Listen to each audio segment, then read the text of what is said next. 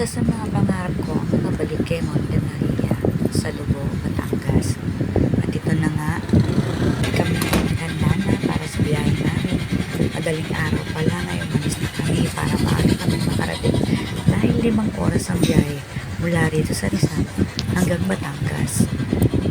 Madilim pa kaya medyo nakakatakot ang biyahe, pero sige, go tayo para makarating na tayo makabalik kay Monte Maria. Ito isa sa mga gusto ko ulit mangyari, ang makarabalik ulit sa kanya. At ito ang aming biyahe pupunta sa kanya. Kita niyo yan, ang ganda ng mga tanawin, ang ganda ng mga view, paligid siya ng dagat, iba-ibang klaseng mga taong makikita mo dyan, gali-gali ibang lugar, may nagbabike, maraming mga riders, sasakyan, at talaga namang nagtitiis kahit mainit, mabagal ang andar ng biyahe dahil halos puro paahon at pabulusok ang andar. So ito na nga, tuloy-tuloy lang kami kahit mainit, pero nawawala yung pagod namin kasi sa tuwing gawat usog namin sa bawat area nila, ang gaganda ng view, makikita mo yung dagat talagang as in ang linaw, ang presko ng hangin kahit ganun kainit, magiginhawahan ka kasi iba yung hangin nila doon, presko. At ayan si Monte Maria, malapit na tayo. Yun nyo yung bababaan namin. Pagkatapos namin bumaba dyan, aakyat naman kami. Wow, what a view. Pabulusok na guys.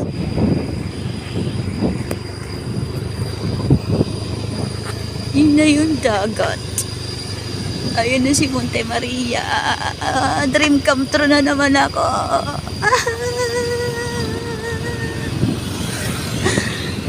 Saya-saya ko. Nakabalik ako kay Monte Maria.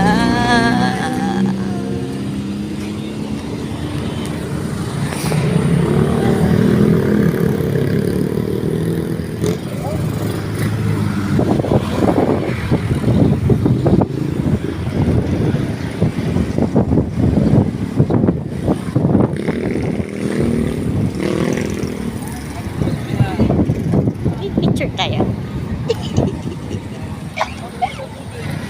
Picture tayo.